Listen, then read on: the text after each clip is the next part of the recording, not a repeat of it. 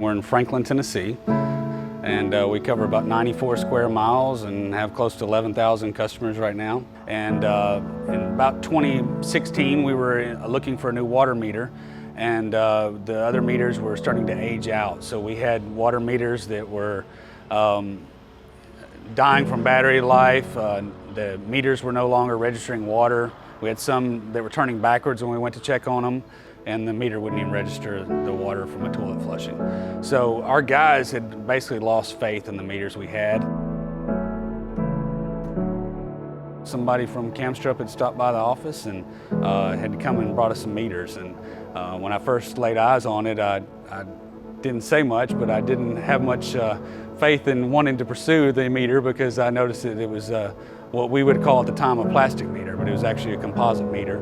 And I said, yeah, I'm just not sure that that's going to be the meter for us. And he said, no, I want you to test it and give it a try and see if you can break it. And so I said, okay, let's go up to our shop. And so we came up to our shop, and in the vise we already had a meter setter.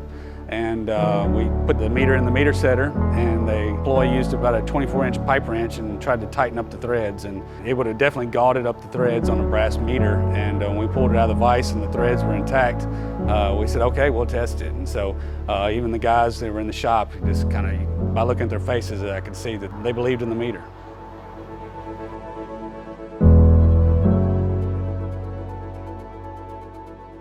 Buying a meter system is a huge investment for any utility or municipality.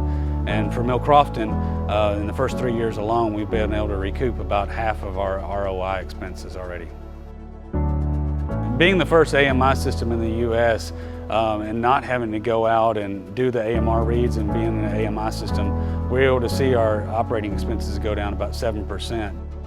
The first 2 years, when we had the 22% water loss in 2017, the next 2 years, by 2019, we had about $1 million more in revenue from the meters, just registering the water that was actually going through the meter and being able to bill the customers. And our water purchased had flatlined, so we weren't purchasing any additional water, and we had $1 million more in revenue sales.